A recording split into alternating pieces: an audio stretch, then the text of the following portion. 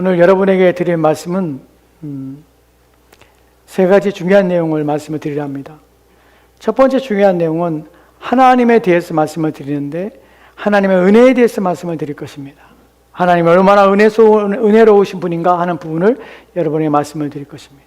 두 번째의 말씀은 그리스도가 얼마나 중요한가, 그리스도가 얼마나 충족하시는 분이신가, 그리스도가 얼마나 우리를 만족하게 하시는 분이신가 하는 부분에 대하여 말씀을 드릴 것입니다.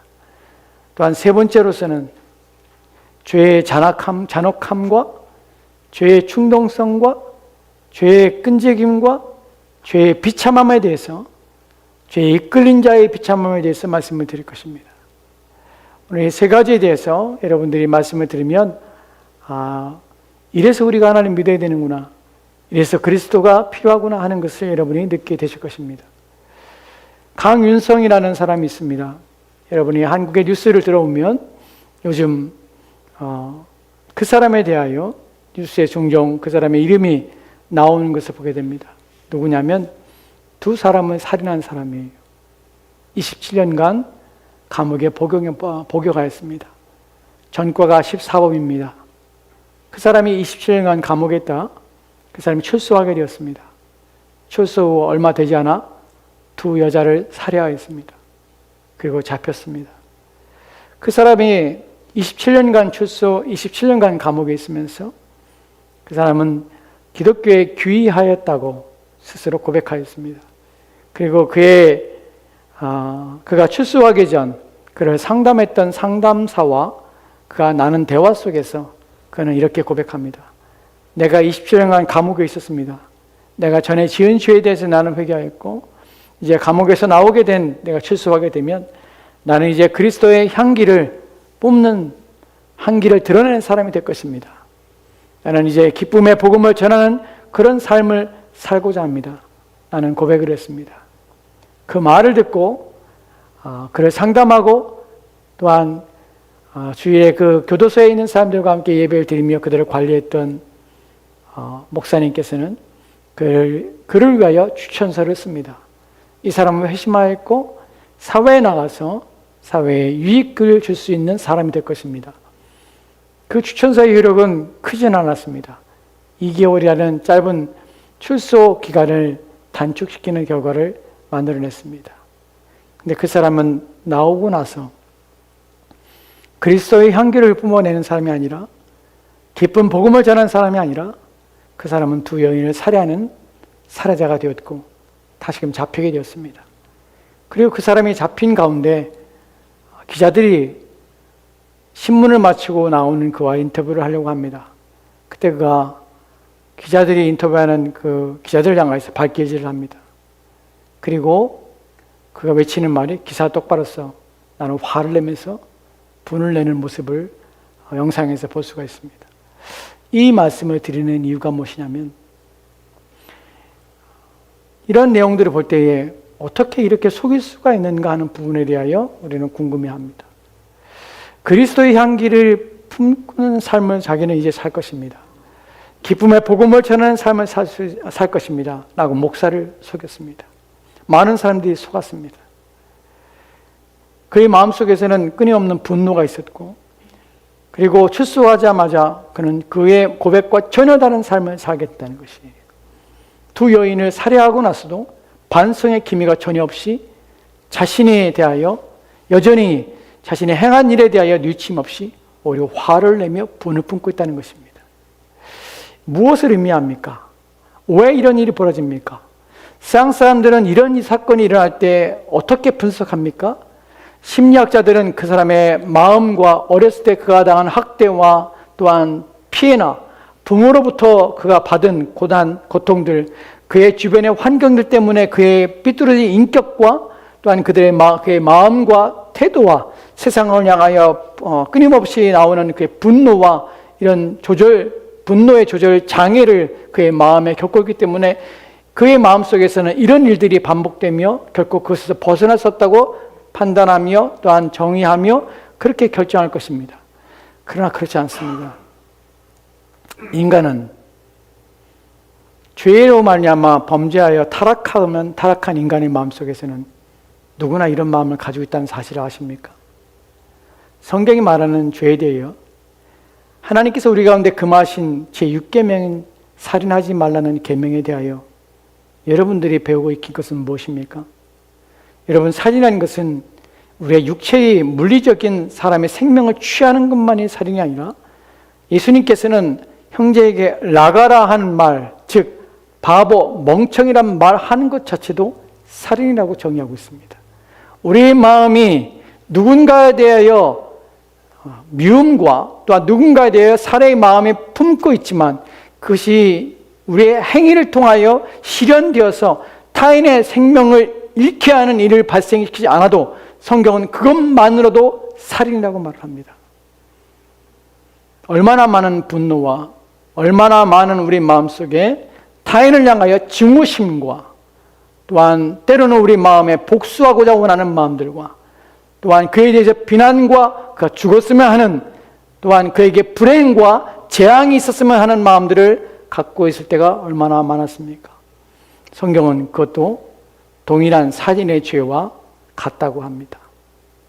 이런 부분들이 죄의 문제에 있어서 심각성입니다. 우리가 오늘 살펴볼 이 한 사람에 대한 내용 또한 이 사람은 실제적으로 동일한 살인을 저질렀던 사람입니다. 성경에서 첫 번째의 살인자이자 최초로 살인이라는 것을 경험하고 그 일들을 감행했던 사람입니다. 바로 가인에 대한 이야기입니다. 우리가 가인을 볼 때에 그 사람은 아담의 첫 번째 아들이자 또한 인류가 첫 번째 자녀를 낳았으며 또한 첫 번째로서 그 위치를 가지고 있었던 장자의 위치를 가지고 있던 특별한 사람이었습니다. 그 사람이 왜 이런 일을 행하는지를 법도록 합시다. 우리가 먼저 살펴볼 본문은 창세기 4장 5절 말씀입니다. 창세기 4장 5절 말씀 보면 같이 읽도록 합시다. 같이 읽겠습니다. 시작. 가인과 그 재물은 연락하지 아니하신지라 가인이 심히 분하여 안색이 변하니. 아멘. 아멘. 본문에 보면 가인과 그 재물은 연락하지 아니하신지라 가인이 심히 분하여 안색이 변하였다고 합니다. 심히 분하고 안색이 변합니다. 여러분, 오늘 우리가 살펴볼 내용은 왜 인간은 타락한 후에 범죄한 인간의 마음속에 죄가 지배한 후에 인간은 얼마나 비참하고 얼마나 조절할 수 없는 광기와 또한 분노에 사로잡혀서 그렇게 인생을 살 수밖에 없으며 결국에는 그로 말미암아 비참한 삶으로 자신의 인생을 마감할 수밖에 없는가 하는 부분에 대한 내용입니다. 가인이 그 대표적인 첫 번째 사람입니다. 이 사람이 지금 마음속에 가인이 심히 분하며 안색이 변하였다 합니다. 이 말의 의미는 마음속에 증오심이 일어나고 있는 것입니다. 본문에서 히브리 원문에서 보면 가인이 심이란 말은 그것은 가리란 말로 매우란 말이에요. 크다는 말이에요. 분하다는 것은 분노, 마음속에 화가 치밀어난다는 것이 본문에서 분하다는 히브리의 원어의 의미는 얼굴이 빨개지다는 의미예요. 화가 났을 때에 분을 참지 못할 때 얼굴이 빨개집니다. 그리고 그래서 그것을 밖으로 표출되고 드러날 때 안색이 변하게 되는 것이에요. 지금 가인은 얼굴이 빨개진 만큼 견딜 수 없는 상태에 놓여 있다는 것이에요. 왜 그렇습니까? 여러분, 사람의 마음속에 충동과 또한 분노와 또한 누구를 향한 증오심과 또한 살인의 의욕을 갖게 되는 이 모든 것들은 타락 후 인간이 가지고 있는 죄된 본성 속에 죄가 그의 마음을 사로잡을 때 일어나는 것들이에요. 여러분, 최초의 사람의 마음속에는 하나님이 지으실 때 심히 아름다웠던 사람의 마음속에는 누군가에 대한 이런 증오심을 가질 수가 없었습니다. 누군가에 향해서 마음속에 살해의 마음이나 또한 그가 그에게 저주와 또한 재앙을 임하기를 원하는 마음이나 또한 그의 인생에 대하여 그의 삶에 대해 생명을 끊고자 하는 그런 악한 마음은 전혀 가질 수가 없었습니다. 그러나 인생이 사람이 타락한 후에 사람의 마음속에서는 사람을 향하여 증오심을 갖기 시작했습니다. 분을 품기 시작했습니다. 또한 그것만 아니라 그가 불의한 일, 그에게 불행이 닥치기를 원하기 시작했습니다. 저주를 퍼붓기 시작했습니다. 이 모든 건 죄의 결과들입니다. 죄가 가져온 것입니다. 지금 가인은 죄에 사로잡힌 것입니다. 죄는 그렇습니다. 우리를 사로잡아서 끌어내립니다. 우리가 로마서 7장 23절 말씀에 보는 것처럼 죄는 우리 가운데 이렇게 다가오고 이렇게 일을 합니다. 같이 돌아합시다. 시작. 내 지체 속에서 한 다른 법이 내 마음의 법과 싸워 내 지체 속에 있는 죄의 법으로 나를 사로잡아 오는 것을 보노다. 아멘. 본문에 보면 내 지체 속에 한 다른 법이 있습니다. 내 지체 속에, 지체라는 것은 내 육신입니다. 즉 내 마음의 한 부분 속에 라고 여러분이 이해할 수도 있습니다. 내 마음의 한 부분 속에 한 다른 법이 있습니다. 근데 이 내 마음 속에서는 그 법만 있는 것이 아니라 내 마음의 법이 있습니다. 즉 하나님의 법이 있는 것이에요. 그리스도인들은, 신자들은 죄가 지배하는 것이 아니라 죄가 유혹하며 죄가 넘어뜨리며 죄의 오염 가운데서 죄가 끊임없이 끌어내리려고 하는 일들이 있다는 것이에요. 본문에서 내 마음에 있는 한 법, 하나님의 법과 또한 내 마음의 지체 속에 있는 다른 법, 즉 죄의 법이 싸우고 있는 것입니다. 그래서 죄의 법이 내 마음에 있는 법을 하나님의 법에서 나를 끌어당기는 것이, 본문에서 사로잡다는 의미가 바로 끌어내리는 것입니다. 즉 우리는 이런 일들이 늘상 우리 가운데 있다는 사실이, 지금 가인은 자신에 대하여 지금 5절 말씀에 말한 것처럼 매우 분하고 안색이 바뀔 정도로 무엇인가 그의 마음속에 죄가 그의 마음을 사로잡아서 그로 하여금 악을 행하는, 악을 익히도록 충동질하는 일들에 지금 휩싸이고 사로잡힌 상태가 됐다는 것이에요. 다시 5절 말씀 보도록 합시다. 여기서 여러분이 알아야 될 첫 번째 중요한 내용은 무엇이냐면, 가인이 그 제물은 연납되지 아니하신지라 가인이 하나님께 제물을 드렸습니다. 또 아벨도 하나님께 예물을 드렸지요. 하나님께서는 가인의 제물을 연납하지 않으시고 아벨의 제물만 연납하였습니다. 그런데 가인이 심히 분하여 안색이 변하였습니다. 생각해 봅시다. 이 분은, 이 안색이 바뀌면 누구를 향한 것입니까? 하나님을 향한 것입니다. 여러분, 죄에 대해서 여러분이 잊지 말아야 할 것이 무엇이냐면, 죄는 하나님을 향한 것입니다. 하나님과의 관계인 것이에요. 하나님에 대하여 적의를 품는 것입니다. 하나님에 대하여 반감을 갖는 것입니다. 왜 나를 이렇게 취급하시냐고 하나님께 묻는 것입니다. 왜 내가 하는 것에 대하여 하나님이 인정하지 않습니까? 라고 하나님께 묻는 것입니다. 여러분이 죄에 대해서 생각할 때, 여러분이 일상적으로 사람들과 관계 속에서 행하는 것들 중에서도 하나님이 금하신 것들을 행함으로 죄를 범할 수 있습니다. 중요한 것은 우리가 하나님에 대하여 무관심이나 하나님에 대하여 우리의 마음속에 하나님을 향하여 그분을 우리의 주인으로, 우리의 주권자로 인정하지 아니할 뿐만 아니라 하나님을 하나님으로 대하지 않는 이 모든 것들이 죄라는 사실입니다.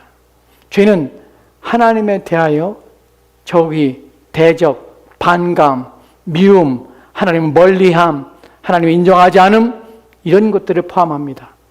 지금 가인은 하나님에 대하여 미워하는 마음을 가지고 있는 것입니다. 대적하는 마음을 가지고 있는 것이에요. 분을 품고 있습니다. 왜 나를 이렇게 취급하냐는 것이죠. 왜 나에 대하여 하나님께서는 나를 미워하시며 내가 원하는 것을 행하지 않습니까? 라고 하나님께 요구하는 것입니다. 생각해 봅시다. 그 다음에 나오는 내용이에요. 6절과 7절 말씀에는 누구의 잘못인가가 드러납니다. 6절과 7절 말씀을 같이 읽도록 같이 읽겠습니다. 시작. 여호와께서 가인에게 이르시되 내가 분하여하면 어찌 됨이며 안색이 변하면 어찌 됨이냐. 내가 선을 행하면 어찌 낯이 들지 못하겠느냐. 선을 행하지 아니하면 죄가 문에 엎드려 있느니라. 죄가 너를 원하나 너는 죄를 다스릴지니라. 아멘, 아멘. 본문에 보면 하나님께서 하시는 말씀입니다. 내가 분하여하면 어찌미냐. 내가 안색이 변하면 어찌미냐. 내가 선을 행했다면 어찌 내 얼굴을 들지 못하겠느냐. 너는 선을 행하지 않았기 때문에 얼굴을 들지 못하는 것이 아니냐. 누구의 문제입니까? 가인의 문제였어요. 죄가 일으키는 문제는 하나님에 대하여 우리 마음속에 왜곡을 심어주며 하나님에 대하여 우리 마음속에 무관심과 하나님은 아무것도 하지 않을 뿐만 아니라 나에 대해서 전혀 관심을 갖지 않고 하나님은 무능할 뿐만 아니라 하나님은 내게 도움을 주지 않을 뿐만 아니라 내가 원하는 것, 내가 바라는 것을 행하는 것을 원치 않는, 즉 나를 대적하는 분으로 여기게 한다는 사실이에요. 전혀 그렇지 않습니다. 하나님께서는 내가 선을 행하지 않았다면 너는 얼굴 안색도 바뀌지 않을 뿐만 아니라 너는 분하지도 않을 것인데 오히려 네 스스로가 잘못되었기 때문에 너는 지금 스스로 분하여하며 안색이 바뀌며 선을 행하지 않았기 때문에 네가 고개를 들지 못하는 것이 아니냐라고 하나님께서 물으시는 것입니다. 문제는 누구입니까? 가인의 문제였어요. 하나님의 문제가 아니었습니다. 오히려 가인은 하나님 앞에서 자신의 잘못에 대하여 회개했어야 됩니다. 죄는 그렇지 않습니다. 죄의 심각성이 무엇이냐면 하나님을 바로 보지 못하게 할 뿐만 아니라 그분의 말씀에 대하여 신뢰하지 못하며 그분에 대하여 억울함들과 그분이 나를 잘못 취급하고 있으며 또한 내가 원하는 것을 방해하는 존재로 인식하게 한다는 것이에요. 이게 죄가 일으키는 가장 큰 문제입니다. 왜 세상 사람들이 하나님의 말씀을 듣지 않습니까? 왜 복음을 듣지 않습니까? 왜 그들을 불러내며 구원하려는 이 구원의 소식을 들으면서 불구하고 그리스도 예수를 여전히 부인합니까? 하나님 말씀을 전할 때 불구하고 그 말씀에 대하여 끊임없이 마음에 거부하는 마음을 갖습니까? 무엇이 문제입니까? 죄가 그의 마음들을 사로잡았기 때문에 그렇습니다. 마귀는 사람의 마음을 흐리게 하고 어둡게 하여서 하나님을 알지 못하게 하는 것이에요. 자신이 하나님 앞에서 하나님 말씀을 들음에 불구하고 그 말씀 앞에 순종하지 못하게 하는 죄가 자신 안에 있다는 사실을 인식하지 못하는 것이에요. 여기서 우리가 알게 되는 중요한 것은 무엇이냐면 하나님의 은혜입니다. 가인이 지금 안색이 분하였고 안색이 변하며 지금 죄에 사로잡혀 있습니다. 그는 죄를 지금 지으려고 하고 있습니다. 그때 하나님께서 그를 내버려 두고 죄를 짓도록 하나님께서 그냥 두셨다면 그는 자신이 하고 싶은 대로 행해서 그 멸망의 길을 너무 쉽게 또한 하나님의 진노와 심판 앞에 쉽게 넘어갈 수 있었습니다. 그런데 하나님께서는 그를 막고자 하십니다. 여러분 이것이 얼마나 큰 은혜인지 모릅니다. 하나님은 우리를 범죄케 하시는 분이 아니십니다. 하나님은 우리를 편애를 가지고 대하시는 분이 아니십니다. 하나님은 우리에 대하여 우리의 길을 막으시고 우리를 망하게 하며 불행하게 만들고자 하시는 분이 아니라는 사실입니다. 여러분 우리가 하나님을 알면 할수록 신앙생활을 하면 할수록 우리는 이런 생각들 합니다. 우리가 마치 올가맨 것처럼 느껴집니다. 우리가 하고자 원하는 것들을 마치 하지 못하게 하는 것처럼 하나님은 방해하시며 나의 기쁨을 빼앗아가는 것으로 생각할 수 있다는 것입니다. 왜요? 신앙생활을 하려면 하나님 말씀을 지키며 순종하라 합니다.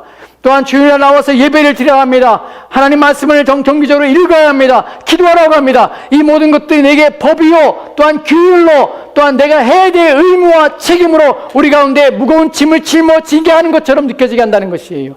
신앙생활의 첫 번째에 하나님이 누구신지를 알지 못하면 신앙이 의무가 됩니다. 짐이 돼버려요. 그래서 이런 말을 하죠. 가장 복된 사람이 누구냐면 죽기 전 바로 전 예수 믿고 죽은 사람. 왜요? 아무것도 안 했어요. 근데 어떻게 해요? 천국에 가셨다면 그만큼 복된 사람이 어디 있을까? 라고 얘기를 하는 것이 이것이 얼마나 부끄러운 얘기인지 아십니까? 얼마나 이게 무지한 얘기인지 아십니까? 하나님이 전혀 그러신 분이 아니신데 하나님을 알면 할수록 그분을 믿으면 믿을수록 그분에 대하여 이해하면 이해할수록 우리는 그분이 얼마나 은혜로우신 분이라는 사실을 우리는 알 수 있는데 그것에 대하여 모르기 때문에 우리는 그것이 모두가 제한이라고 생각하는 것이 여러분 우리에게 기회를 주시고 또한 우리에게 말씀하시고 명령하시고 순종하라 하시며 우리로 하여금 가지 말라 하시며 멈추라 하시며 때로는 돌이키라 하시며 우리가 원하는 것들을 하지 못하게 하시는 그 모든 이유는 우리로 하여금 멸망과 사망의 길에서 하나님의 진노와 심판에서 또한 또 심판을 받을 뿐만 아니라 또한 우리로 하여금 하나님의 정하시고 또한 악한 자들에게 말을 하신 지옥에 가는 것들에 대해서 우리를 돌이키며 우리를 건져내시기 위한 하나님의 은혜의 방편이요 도구란 사실에 대하여 우리 인식하지 못하기 때문에 우리 하나님에 대하여 불평하는 것이에요. 왜 이렇게 하라는 것이 많습니까? 왜 이렇게 하지 말라는 것이 많습니까? 라고 말하는 것이 예전에 말씀드렸죠. 제가 청년 때 우리 친구들하고 모여서 막 얘기하다가 예수 믿으면 뭐죠? 춤추러 간 데가 어디예요? 젊은이들이 춤추러 간 데가 어디죠? 예, 나이트클럽. 전 가본 적이 없거든요. 예수 믿으면 나이트클럽도 못 가. 또 어울려서 뭐 술도 마시고 또 어울려서 뭐 가고 싶은 데도 막 마음대로 하고 싶은 거 막 하고, 그런데 예수 믿으니까 주일날 되면은 교회 와야 돼. 예배를 드려야 돼. 또 여러분 주일날만 드립니까? 수요예배 드려야 돼. 금요 철야기도 예배 드려야 돼. 새벽기도 드려야 돼. 성경 읽어야 돼. 이런 것들을 하라고 하니까 청년들이 그때 무엇을 하는 말이 무엇이냐면, 내가 너무 일찍 예수 믿어서 이 고생을 하고, 그리고 총 가면 이런 거 없으니까 총 가기 전에 이런 거 막 해야 돼 라고 얘기를 했어요. 여러분, 불행한 게 무엇이냐면, 신앙이 무엇이고 하나님이 무엇인지를 모르면 이 땅의 것을 즐기지 못하고 천국 가는 것이 아쉽게 생각한다는 것은 너무나 어리석은 생각이에요. 천국에 가면 이런 것들을 못 즐기니까 이곳에 있을 때 천국에 가기 전에 이것을 다 즐기고 먹고 마시며 놀다가 이제 시컨 재미를 보고, 그리고 천국 가는 것이 정말 복이야라고 생각하는 것은 하나님을 너무나 모르는 것이에요. 천국을 너무나 모르는 것이에요. 얼마나 어리석으면, 얼마나 천국에 대해 무지하면, 하나님과 하나님 계신 곳이 얼마나 복된 것인지를 모르면, 이 땅에서 우리가 즐겁게 노는 것, 이 땅에서 우리가 좋아하는 것, 기뻐하는 것과 비교할 수 없는 그 천국을 비교하며, 이 땅에 있는 것들이 너무나 행복하고 즐겁기 때문에 이 모든 걸 누리며 살다가 천국에 가면은, 천국에서는 이제 그것을 못 즐기기 때문에 오히려 이 땅에 즐기며 사는 것이 더 복되다고 말하는 것은 얼마나 우습게 여기는 것이에요. 하나님이 만드신 곳을 얼마나 우습게 여기는 것이, 천국을 얼마나 우습게 여기는 것이. 여러분, 전혀 비교할 수 없어요. 여러분이 이 땅에서 가장 아름답게 여겼던 순간, 이 땅에 살면서 가장 아름답고 행복했던 그 순간은 천국에서 여러분이 맛볼 수 있는 것 중에 지극히 가장 일부분이고 가장 찰나뿐이 안 된다는 사실을 아십니까? 여러분이 이 땅에서 가장 행복했던 것이 천국에서 여러분이 누릴 수 있는 것에 가장 지극히 작은 것을 맛보는 것이라는 사실을 알고 계십니까? 우리는 이런 사실을 성경을 통하여 하나님이 누구신지를 알며, 하나님이 지으신 곳이 어떤 곳이며, 우리를 그분이 데려가고 싶은 것, 우리와 함께 영원히 살게 하고자 하는 그곳이 주는 기쁨은, 이곳에서는 우리가 100날, 1000날, 1000년을 우리가 이 땅에 산다 할지라도, 그 기쁨 가운데 산다 할지라도 그것에서의 하루의 기쁨과 비교도 할 수 없다는 사실을 여러분 아셔야 돼요. 성경이 뭐라고 말합니까? 내가 하나님의 집에 하루를 거하는 것이 내가 1000년을 사는 것보다 더 복되다고 말을 하는 이유가 거기에 있어요. 우리는 하나님 은혜를 모릅니다. 하나님께서는 우리를 구원하시기 원하시는 것이에요. 가인에게 하나님께서는 은혜를 주시고 기회를 주시는 것이에요. 여러분, 죄에 대한 얘기 들을 때에, 여러분 하나님 말씀을 들을 때, 이것은 하나님께서 여러분에게 주시는 기회입니다. 여러분이 복음을 듣는다는 것은 하나님이 여러분을 구원할 수 있는 기회를 주시는 것이에요. 하나님이 여러분을 살릴 수 있는 기회를 주시는 것이에요. 여러분의 영혼과 여러분의 육체를 거둬낼 수 있는 기회를 주시는 것이에요. 그 기회가 내게 있다는 것이 복인 것이에요. 가인에게 하나님께서는 내가 어찌하여 얼굴에 분을 내며, 어찌하여 내가 안색이 변하며, 어찌하여 얼굴을 들지 못하느냐, 내가 선을 행했다면 그러지 못할 텐데 너는 그러지 마 라고 경고하시는 것이에요. 이 경고는 하나님의 은혜인 것이에요. 여러분이 주의 말씀을 읽을 때에 경고가 되십니까? 하나님 말씀을 들을 때 여러분의 경고가 되십니까? 그것은 복입니다. 왜냐하면 하나님이 여러분의 영혼을 사랑하고 있다는 것이에요. 여러분을 건져내기를 원하신다는 것이에요. 죄악에 빠져 자리 앞에서 멸망의 길과 또한 심판과 진노 앞에서 영원히 하나님의 주시는 하나님께서 그들 가운데 던져주시는 어둠 가운데서 전혀 하나님의 은혜를 경험하지 못한 채 여러분이 영원한 고통 가운데 빠진 상태에서 하나님은 여러분을 건져내시기를 원하신다는 것이에요. 그것이 여러분의 복음을 주시는 이유입니다. 하나님이 가인에게 주시는 기회인 것이에요. 뭐라고 하십니까? 본문에 보면은 선을 행하지 아니하면 죄가 문에 엎드려 있느니라. 죄가 너를 원하나 너는 죄를 다스릴지니라. 하나님은 기회를 주신 것이에요. 우리에게는 뭐라고 주신 것입니까? 죄를 깨달으라. 너의 영혼을 귀히 여기라. 내 영혼에 대하여, 내 육체에 대하여 너는 함부로 대하지 마라.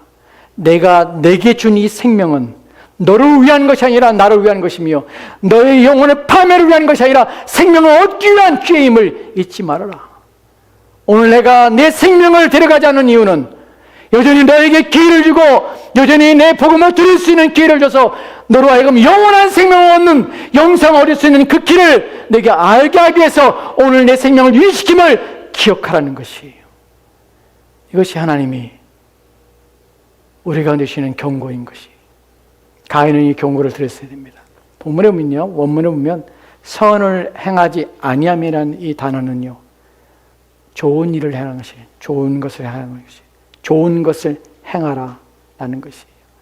무엇이 좋은 것일까요? 지금 마음속에 분노와 증오심을 갖고 있습니다.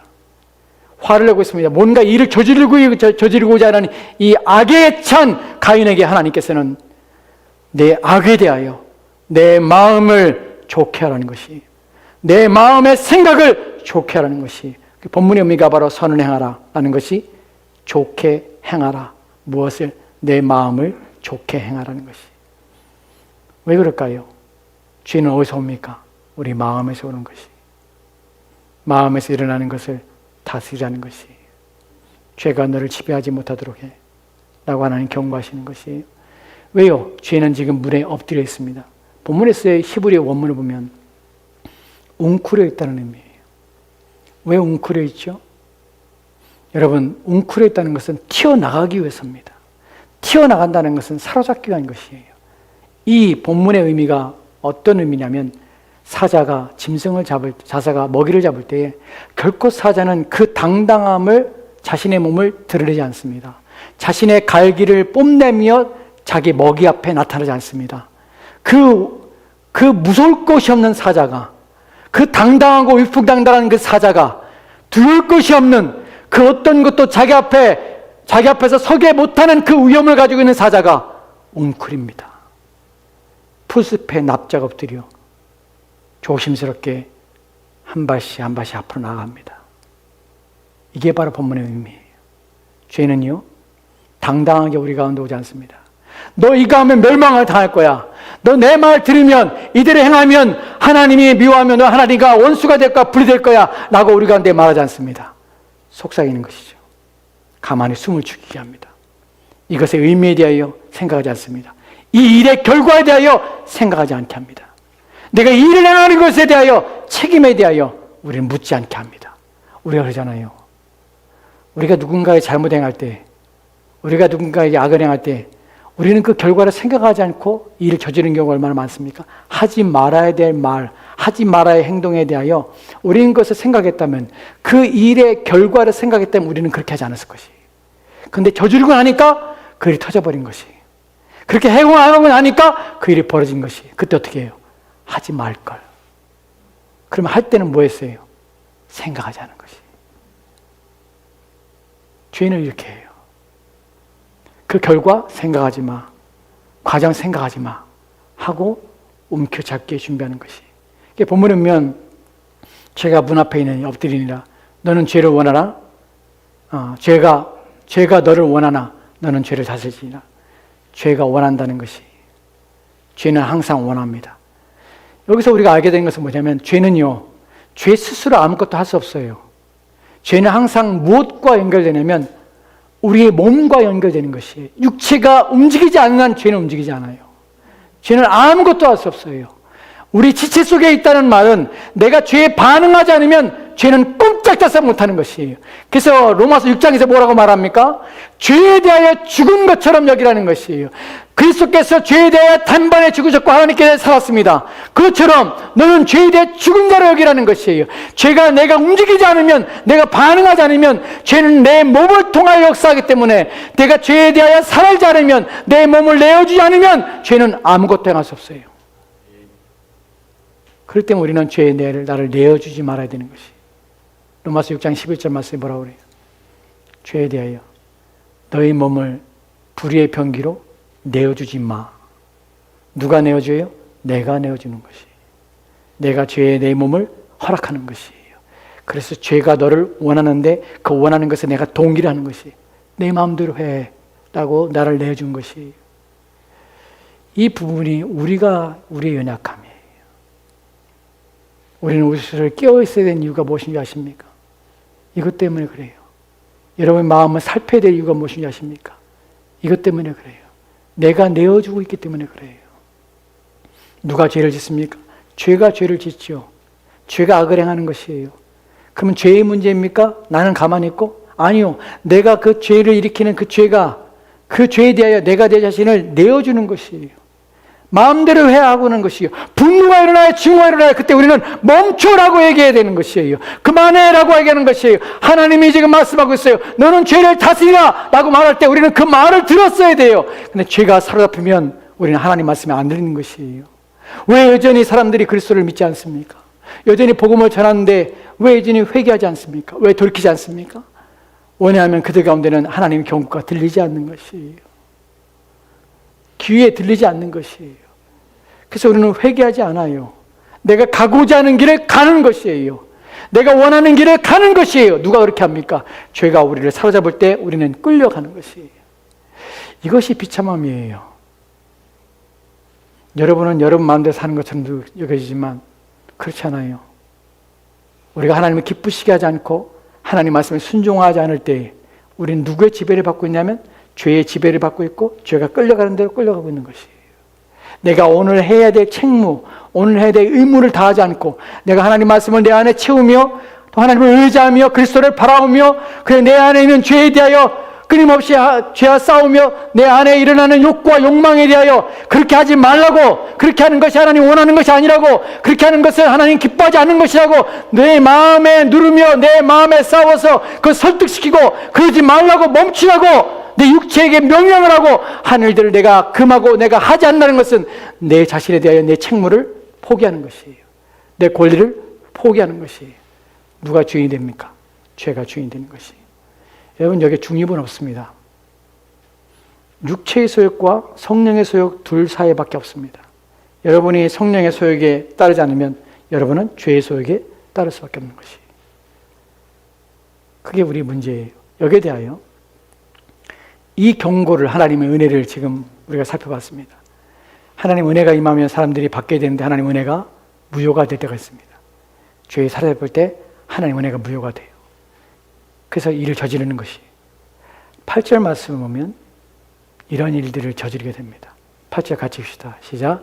가인이 그의 아우 아벨에게 말하고 그들이 들에 있을 때 가인이 그의 아우 아벨을 쳐 죽이니라. 여러분 저와 여러분들은 살인해보지 않았어요. 그죠? 여러분 누군가의 생명을 취한다는 것이 쉬운 일일까요? 그렇지 않아요. 맨 정신을 가지고서는 누군가를 죽일 수 없죠. 뭔가 쉬운 것이죠. 우리는 그렇게 표현해요. 죄가 사로잡으면 자기 형제의 생명을 취하는 일에 본문에 보면 쳐 죽여요. 죄가 얼마나 잔인하냐면 결과를 생각하지 않고요.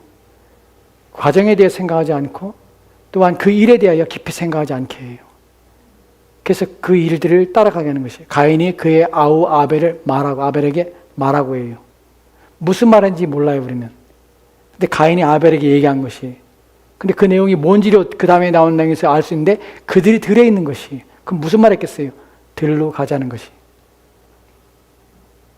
들로 가져갈 때 가인의 마음은 무엇이었을까요? 아벨을 죽이고자 하는 마음이 있었어요. 근데 거기에 대하여 전혀 개의치 않은 것이. 그리고 데리고 갔습니다. 왜 들로 갔을까요? 아무도 없는 곳에 간 것이. 죄는 숨기는 것이죠. 감추려고 하는 것이죠. 그리고 자기의 동생을 쳐 죽입니다. 여러분, 사람을 쳐 죽인다는 것은 보통 마음을 갖고는 쳐 죽이지 없어요. 첫 번째 살인이에요. 첫 번째 죽음이에요. 그 죽음 앞에 사람 마음은 두려움에 떨어지는데 죄에 사로잡히면 죄책감이 없어집니다. 여러분, 왜 우리가 죄를 짓는데 불구하고 우리의 마음이 죄에 대해서 깊이 인식하고 두려워하지 않게 되냐면 죄가 우리를 무디게 하기 때문에 그래요. 죄의 속성은 무엇이냐면 우리의 마음을 감각이 없게 하는 것이에요. 내가 행하는 것이 하나님께서 부합하고 하나님의 진노를 일으킨다는 것을 무감각하게 하는 것이에요. 하나님의 심판을 일으킨다는 것을 무감각하게 해요. 그걸 못 느끼게 하는 것이에요. 두려움이 없어지게 되는 것이에요. 그래서 그 다음에 9절 말씀은 이렇게 얘기하는 것이, 같이 봅시다. 시작. 여호와께서 가인에게 이르시되 내 아우 아벨이 어디 있느냐? 그가 이르되 내가 알지 못하나이다.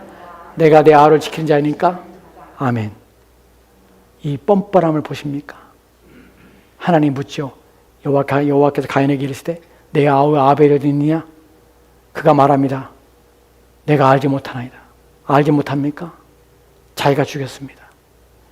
그래서 뭐라고 합니까? 내가 내 아우를 지킨 자입니까? 왜 이렇게 말합니다. 내가 아우를 지키는 자입니까? 왜 나한테 묻습니까? 그의 문제에 대해서 왜 나한테 얘기하십니까? 라고 말합니다.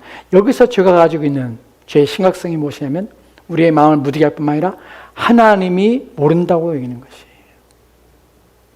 여러분이 죄를 짓게 되는 이유가 무엇이냐면 하나님이 나의 인생에 대하여 하나도 알지 못한다고 생각하는 것이에요. 여러분 마음에 깊이 있는 생각 하나님이 모르신다고 생각하는 것이에요. 여러분의 마음에 혼자 생각하는 마음 하나님이 알 수 없다고 여기는 것이에요. 그렇지 않아요. 하나님은요 심장과 폐부를 쪼개며 또 여러분의 마음속에 있는 것이 무엇인지를 다 아시는 분이에요. 하나님은 사람 마음을 지으셨습니다. 그리고 그 마음을 다 아시는 것이에요. 마음의 무게를 달아보실 뿐만 아니라 마음의 동기 또한 아십니다. 성경에서 10계명 중에 6계명에 살인하지 말라고 할 때 여기서 중요한 것이 있습니다. 여러분 살인이라는 것이 본문에서 가인에게 이르되 내 아우 아벨이 어디 있느냐? 내가 알지 못하나이다. 내가 내 아우를 지키는 자이다. 지키는 자니까? 라고 묻습니다. 하나님께서 6절과 7절 말씀에서 죄를 다스릴지니라고 말을 합니다. 하나님은 아셨죠. 죄의 지배를 받고 동생 아벨을 죽을 것이라는 사실 하나님 아셨습니다. 그래서 그렇게 하지 말라는 것이에요. 근데 죄가 지배를 받고 죄에 이끌림 받아서 가인이 아벨을 쳐 죽입니다. 그리고 나서 하나님 부를 때 내가 아우를 어디인지 내가 알지 못합니다. 내가 아우를 지키는 자입니다. 지키는 자입니까? 묻습니다. 여기서 죄가 일으키는 가장 중요한 문제, 중요한 생각들을 하나 더 생각해 볼 내용이 있습니다. 왜 가인인 죄는 왜 동생 아벨을 죽일까요? 생각해 봅시다. 왜 5절 말씀에서 가인이 분을 품었습니다. 안색이 변했습니다. 누구를 향하여서요? 하나님에 대해서요. 왜 그렇죠? 하나님께서 아벨의 재물을 연락하시고 자기의 재물을 연락하지 것이 그럼 그 분은 누구의 분입니까? 하나님에 대한 분이에요. 근데 왜 이 가인은 자기 동생을 죽일까요? 왜 그럴까요? 왜 죄에 사로잡혔을 때 왜 하나님이 아닌 왜 사람에게 해를 가하게 되는 것일까요? 왜 그럴까요? 죄가 일으키는 것은 죄는 하나님에 대한 적이요 하나님에 대한 대항이라고 말씀드렸습니다. 그러면 하나님에 대해 공격이 될 거 아니에요. 인간이 하나님을 공격할 수는 없죠. 보이지 않는 하나님에 대해 공격할 수 없습니다. 왜 인간이 인간에게 죄를 짓는 것에 대하여 성경이 금하고 있고 살인하지 말라고 하냐면 뭐 때문에 그래요? 그 인간은 하나님의 형상이에요. 살인하지 말라. 왜요? 하나님의 형상이에요. 죄가 왜 가인을 통하여 아벨을 죽일까요? 왜냐하면 그를 죽임으로 하나님의 형상을 파괴하는 것이에요. 왜 우리는 성경에서 하나님을 사랑하고 내 이웃을 사랑하라고 말할까요? 여러분이 이웃을 사랑하라는 하나님 명령을 듣고 있습니다. 여러분이 이웃을 사랑하는 것은 여러분이 그래야 좋은 사람 되기 때문에 그런 것이 아니에요. 그래야 착한 사람이 되기 때문에 그런 것이 아니에요. 그래야 모든 사람이 인정받는 사람이 되기 때문에 그런 것이 아니에요. 여러분이 여러분의 이웃을 사랑해야 될 이유가 무엇이냐면 바로 그 이웃은 누구예요? 하나님의 형상이기 때문에 여러분이 이웃을 사랑하는 것은 누구 사랑하는 것이에요? 하나님을 사랑하는 것이에요. 여러분의 이웃을 여러분이 보존하고 여러분이 여러분의 이웃의 이익을 구할 때에 누구의 이익을 구하는 것이에요? 하나님의 형상의 이익을 구하며 하나님의 이익을 구하는 것입니다. 여러분의 형제와 여러분의 이웃에 대하여 생명을 보존하고 지킬 때에 누구의 생명을 지키며 보존하는 것입니까? 하나님의 형상을 지키며 보존하는 것입니다. 그래서 하나님께서 여러분의 이웃을 사랑하라는 것이에요. 근데 이와 같이라는 표현이 있죠. 하나님을 내 몸과 사랑하라. 이와 같이 내 이웃을 사랑하는 것이 동등된 위치예요. 하나님의 사랑과 이웃 사랑이 동등돼요. 인간이 하나님과 동등된 가치를 가지고 있기 때문이 아니라 인간이란 존재는 하나님의 형상을 지음받은 존재이기 때문에 하나님을 사랑하는 사람은 이웃을 사랑하는데 그 이웃을 사랑하는 것은 하나님의 형상 때문에 이웃을 사랑하라는 것이. 그래서 우리는 이웃을 보존하는 것이. 왜 죄가 우리 타인을 향하여서 사람을 향하여서 해를 끼치며 악을 향하며 왜 이런 방향으로 나오게 됩니까? 왜냐하면 죄는 하나님을 대항하고 하나님의 형상을 무너뜨리며 쓰러뜨리며 그것을 망가지게 하기 위해서인 것이. 왜 죄가 다른 짐승, 다른 피조물에게 들어가서 죄가 역사하지 않는지 아십니까? 왜 인간입니까? 왜 죄는 인간 안에 있습니까? 왜 죄는 인간을 지배하기 원합니까? 왜 죄는 인간을 다스리기 원합니까? 왜냐하면 인간은 하나님의 형상으로 지음받은 유일한 피조물이기 때문에 그래요. 인간을 파괴하는 것이 하나님의 대적하는 것이며 하나님을 반역하는 것이며 하나님의 나라를, 하나님의 뜻을 무너뜨리는 것이기 때문에 죄는 인간 안에서 역사하는 것이에요. 이 부분을 안다면 내가 내 자신에 대하여 잘못해가는 것, 내가 내 자신에 대하여 하나님의 뜻과 하나님의 말씀에 순종하지 않는 것은 내 자신의 안에 있는 하나님의 형상을 대적하는 것이며 무너뜨리는 것입니다. 왜 여러분이 하나님 말씀을 순종해야 됩니까? 왜냐하면 여러분이 그렇게 함으로 누구를 영화롭게 하는 것이에요? 하나님을 영화롭게 하는 것이에요. 여러분이 자신을 가꾸며 돌보며 여러분의 자신을 온전히 하는 것, 그 하나님 말씀대로 순종하며 사는 것, 하나님을 위하여 사는 것, 이것이 하나님의 영광입니다. 그렇기 때문에 죄를 여러분 안에서 멸해야 되는 것이. 여기서 우리는 무엇을 또 하나 발견하게 되냐면 그리스도에 대해서 발견하게 됩니다. 본문에 보면 내가 알지 못하냐, 내가 아우를 지키지 않냐 말을 합니다. 그리고 분을 내면서 화를 내죠. 하나님은 다 아시는데 불구하고. 여러분, 이런 죄에 대하여 하나님께서는 우리를 그냥 내버려두지 않고 우리 가운데 누구를 허락하셨습니까? 그리스도 예수를 이 땅에 보내신 것이. 우리를 건져내시기 위해서. 죄를 다스리지냐 말하는데 우리는 다스릴 수 있는 능력이 없다는 사실을 우리는 압니다. 우리는 그리스도를 믿기 전에 죄의 지배 아래에 있었고 또 믿은 후에도 여전히 죄의 오염 때문에 여전히 죄가 우리의 마음을 격동케 합니다. 우리의 마음을 하나님에 대하여 왜곡되게 합니다. 그분의 말씀을 따르는 것이 내가 나를 괴롭게 하는 것이고 하나님 말씀을 순종하며 예배를 드리며 기도 생활하며 또한 우리가 섬기며 순종하는 이 모든 것들이 우리의 마음에 불편하게 한다는 것, 이런 것들을 통해서 죄는 우리로 하여금 그 모든 것들을 하나님이 우리로 하여금 제한하며 하나님 우리로 하여금 우리가 싫어하는 것들을 행하게 함으로 말미암아 우리를 불편하게 한다고 얘기하는 것입니다. 근데 그 상황, 그 모든 것에서 하나님께서 우리를 건져내며 그 모든 것에서 벗어날 수 없는 그 상태에서 죄의 지배 가운데서 벗어날 수 있는 그 상태에서 그리스도 예수를 이 땅에 보내시 말미암아서 우리를 건져내시고 우리를 자유케 하시며 죄에서 우리를 해방시키시는 것이에요. 그래서 그리스도를 이 땅에 보내신 것이에요. 그리스도가 왜 필요합니까? 죄를 다스려야 말하지만 우리는 죄를 다스릴 능력이 우리 가운데 없다는 사실 때문에 그렇습니다. 죄를 지배하라 오지만 우리는 죄를 지배할 수 있는 능력이 없는 것이에요. 우리의 마음에 일어나는 것들, 하나님을 대적하고 원하는 것들, 하나님 말씀에 순종하지 않으려고 하는 것들, 이것들은 우리의 힘으로, 우리의 노력으로, 우리의 능력으로 되어지는 것이 아니기 때문에 누가 필요합니까? 그리스도의 은혜가 필요한 것이에요. 그가 십자가에 죽으심으로 마귀의 일을 멸하신 것이에요. 그래서 우리로 하여금 그를 믿고 의지하며 그를 바라오며 또한 그의 기도를 통하여 그분의 힘을 공급받을 때 우리는 누구를 이깁니까? 죄를 이길 수 있게 되는 것이에요. 죄가 우리 가운데 역사하는 것에 대하여 우리는 반대할 수 있는 것이에요. 죄가 그렇게 하라고 이끌 때 우리는 거역할 수 있는 것이에요. 그러지 말라고 하는 것이에요. 또 우리 마음속에 무엇이 생깁니까? 부담이 생기는 것이에요. 그 다음에 우리 마음속에 무엇이 생깁니까? 죄에 대한 결과들이 우리 마음속에 드러나게 되는 것이에요. 이 일을 행하면 내가 기뻐하며 내 육신이 원하는 것을 행하면 내가 하나님과 멀어질 텐데, 이 일을 행하면 내가 하나님과 예배 드릴 때 난 부끄러울 텐데, 내가 이 일을 행하면 얼마나 하나님 앞에 수치스러울 텐데, 내가 주를 예배 드릴 때 어떻게 고개를 들고 예배 드릴까? 내가 어떻게 하나님 앞에 또 기도할 수 있을까? 하는 염려와 두려움이 우리 마음에 생기게 되는 것이에요. 누가 그렇게 합니까? 그리스도 예수의 은혜가, 그리스도의 예수의 영이 우리 마음에 영적인 부담감을 주기 시작하는 것이에요. 이게 살아있는 것이에요. 그리스도께서 이래서 오신 것이에요. 우리를 죄에 대해서, 죄 지배에서 우리를 건져내시고 그래야 우리를 살게 하시기 위해서, 우리를 살게 하시기 위해서 비참한 노예로 살지 않고 죽기를 무서워함으로 종노릇하며 평생을 사는 우리를 그리스도 십자가의 죽으심으로 우리를 건져내셔서 살게 하시기 위해서 우리에게 오신 것이에요. 이 복음을 듣는 자들은 살아나게 하시는 것이에요. 이 복음을 듣고 이 복음에 순종하는 자는 살아나는 것이에요. 누가 그렇게 하십니까? 그리스도의 능력이, 그 부활의 능력이 우리에게 또한 살게 하시는 것이에요.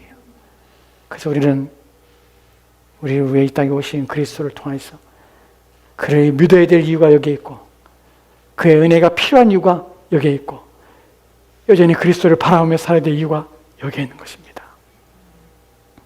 마지막 한 구절 보고 마치합시다. 11절과 12절 말씀에는 가인이 받게 되는 벌이 같이 봅시다. 시작. 땅에 그 일을 벌려 내 손에 붙어 내 아우 피를 받았은즉 내가 땅에서 저주를 받으리니 내가 밭에 가라도 땅에 다시는 그 효력을 내게 주지 아니할 것이요 너는 땅에서 피하며 유리한 자가 되리라. 아멘. 내가 밭에 가라도 땅에 대해 다시는 효력을 내게 주지 아니할 것이요 너는 땅에서 피하며 유리한 자가 되리라. 땅에서 피하며 유리한 자가 돼요. 자문에 보면 악인은 쫓는 자가 없어도 도망가는 것이, 평생 그렇게 사는 것이, 죽지 않게 해서 온 힘을 기울여 살지만 두려움으로 사는 것이. 하나님 없는 인생은 왜 불행한 줄 아십니까? 평안이 없는 것이, 평안이. 자기 인생에 만족도 없을 뿐만 아니라 쫓으며 행복하게 위해서 살지만 결코 얻지 못하고 그렇게 불행하게 이 땅을 떠날 뿐만 아니라 이 땅을 떠나는 그 순간에 하나님의 진노와 심판 앞에 놓이게 되는 것이. 가인은 평생 유리하는 자예요. 방황하는 자예요. 어디에 마음을 둘 수 있는 것이 아니에요. 왜 그리스도 예수를 믿어야 됩니까? 왜냐하면 그분이 우리 가운데 평안을 주시기 때문에 그래요. 그분이 만든 평안은, 우리 가운데 주시는 평안은 하나님과 우리를 화목하게 하셔서 그분을 이제 두려워하지 않을 뿐만 아니라 이제 하나님은 우리의 아버지가 되게 하심을 말미암아서 우리가 위로가 되게 하고, 우리 인생을 그분에 의존하게 함을 말미암아서 우리 인생에 힘이 되게 하고, 이 땅에 사는 동안에 뿐만 아니라 이 땅을 떠나는 그 순간에도 우리는 그 위로 속에서 이 땅을 떠날 수 있는 복일, 바로 그분 안에 있기 때문에 우리는 그래서 예수 그리스도를 믿어야 되는 것입니다. 저와 여러분은 이런 복을 받을 수 있는 기회 앞에 있습니다. 여러분, 예수 그리스도를 믿으십시오. 그분의 은혜를 여러분의 것으로 받으십시오. 하나님이 여러분을 얼마나 사랑하신지를 기억하십시오. 자신의 아들을 이 땅에 보내시고 십자가에 죽기까지 사랑하셨습니다. 여러분이 멸망당한 것을 그분은 원치 않습니다. 그래서 경고하신 것입니다. 죄를 다스리라고 말하는 것입니다. 내가 다스릴 수 없는 걸 알기 때문에 내가 그리스도를 이 땅에 보내서 그의 죽음을 통하여 마귀를 멸함으로 내 속에 있는 죄를 멸하는 일들을 시작하게 했고, 내 안에 생명의 씨앗을 둠으로 너는 죄와 싸울 수 있는 능력을 내가 부어주며, 또한 내 안에 보증으로서 준 성령을 통하여 내가 그를 의지할 때마다, 또한 그 앞에 나갈 때마다, 그의 도우심을 구할 때마다 능히 그 모든 일에서 너를 건져낼 것이라는 약속을 우리 가운데 주신 것입니다. 이 약속을 믿고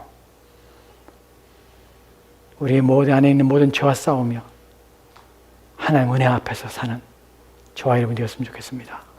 기도합시다.